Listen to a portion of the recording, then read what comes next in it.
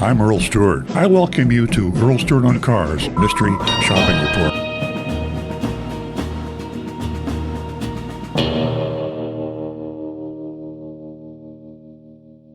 Mystery Shopping Report from Gilbert Ford, Okeechobee, Florida.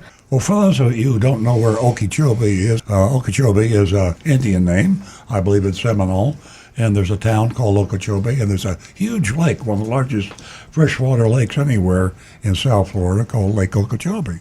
So this is Gilbert Ford out in that region west of Palm Beach County. I'll be reading this in the first person as if I were Agent Lightning, our undercover agent. Does all of our mystery shops now.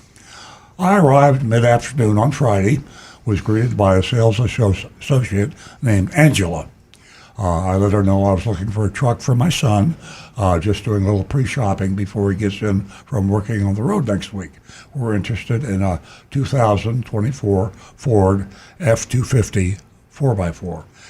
For those regular listeners, Agent Lightning has a pretty big family, and she buys a lot of cars, and this is an actual purchase. So you're watching a real live purchase at the same time being a mystery shop. Angela asked me to follow her into her office so we could check their inventory online. Once inside, she asked for my driver's license. Noticing I'd come from a bit of a distance, she commented, heading to the new casino. Yeah, we have legalized gambling in Florida, and the Hard Rock Casino is owned by the Seminoles. It's an Indian casino, and I didn't even know this, but apparently they have a new smaller casino out in Okeechobee. Agent Lightning, I laughed and said, yes, we are. She chuckled. I go there way too much, the salesperson speaking. It's smaller than the other Hard Rock properties. We found the truck online. It was priced at $64,765. Angela grabbed the key so we could take a look in person. She mentioned that the window sticker might not reflect the online pricing, but assured me that she'd help get the best price available. And of course, apparently the MSRP Monroney label was affixed to the car, which in Florida is a rarity. So we got to give Gilbert Ford some points for having the Monroney label actually where it's supposed to be. We started the truck. The salesman and Angela went over all of its features. She encouraged me to test drive it. We just drove it around the parking lot, and I let her know we'd be back once my son returned. Back at her desk, she asked, would you like me to point out the pricing breakdown so you can share it with your son? That'll be perfect, I replied. Angela was very friendly, said she'd have it ready in just a few minutes. I waited at her desk while she went to speak with one of her managers.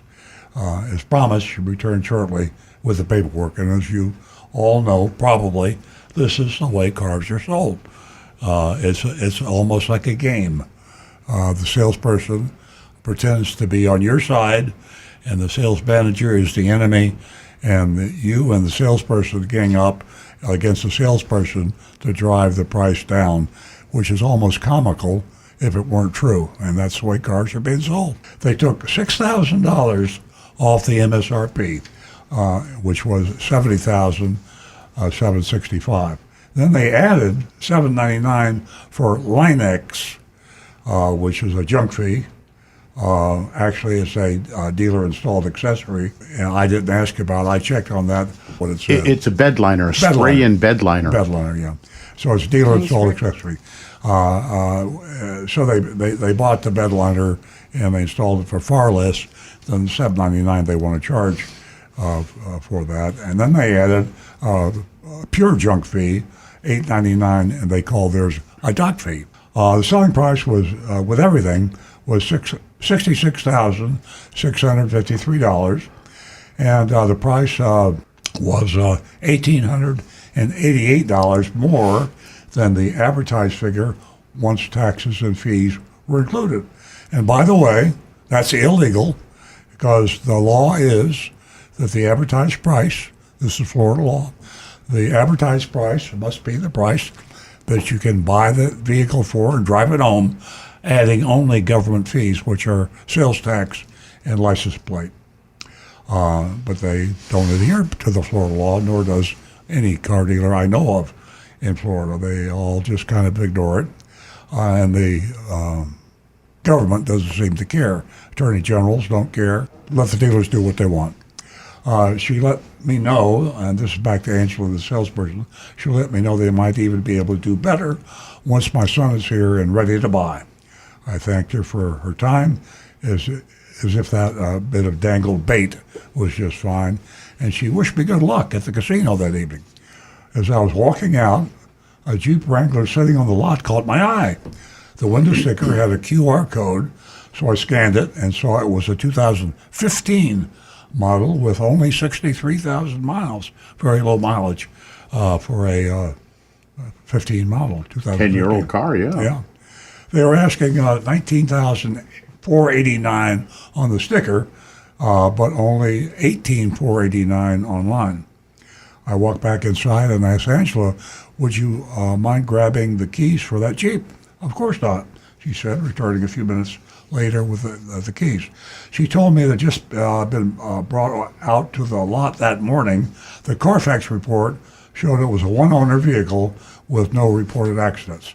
My husband was waiting in the car for me, so I made him come test drive it with me. We were both impressed with the interior. It had an upgraded Alpine stereo system with a subwoofer in the truck floor and a backup camera installed. I'm pretty sure new carpeting had been installed. It was spotless and came with a brand new all-weather mats. We returned and told Angela, I want it. And remember, she's really buying the car, or for her son, I mean. She excused herself to speak with her sales manager, came back with a pricing sheet. The top line was $22,267, about $4,000 over the price listed online. And once again, law violation. Advertised price has to be the price you pay, plus government fees only. They did not do that. But then they showed a $2,778 discount, and then added an $899 dock fee, close to $200 in junk fees, snuck into the non-tax fees line, and there was no bed liner, no Line-X. With the fee and the monkeying around with the selling price, my actual selling price before sales tax and tag fee was $20,576. I said, sign me up. Agent Lightning bought the car. The process moved quickly. She took my license, introduced me to her manager so I could provide my credit information. Unfortunately, my credit score had dropped a bit, but I was still leaving with the Jeep, knowing I'd refinance it soon. While we waited for the finance department, Angela took the Jeep to fill it with gas, asked the service department to look into the light system. When she returned, she explained the mechanic checked it out. Looks like the wires were cut. Should be an easy fix if you know someone good with wiring. I asked, would they consider taking anything off the price for that? Angela said it doesn't hurt to ask. She left and came back a few minutes later. Unfortunately, they're not willing to go any lower since it was just parked out front today. I shrugged. We waited a little bit longer, and then John from finance called me into his office. Do you want to add anything on, he asked. Just gap insurance, I said. And he said, perfect. He printed the contracts, buyer's order, and all the other DMV stuff. Then he had me sign the paperwork. So she signed. She bought the vehicle. And all in all, it was a seamless buying process, and everyone we encountered was super nice. Once home, I was able to figure out the sound system and discovered the lights actually did work through the Alpine touchscreen.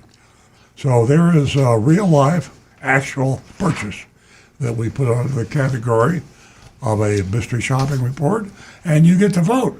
My grade for Gilbert Ford, D-. For me, I don't know. I'm going to go a little higher. I'm going to say a B+. Oh. I'm going to give him a C+, and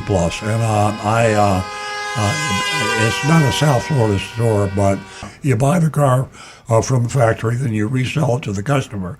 If you want to buy the car with certain accessories, include those in there, and that gives a prospective customer the ability to shop and compare the price. When they surprise you with the dealer-installed accessory, that takes away your right to do fair comparison.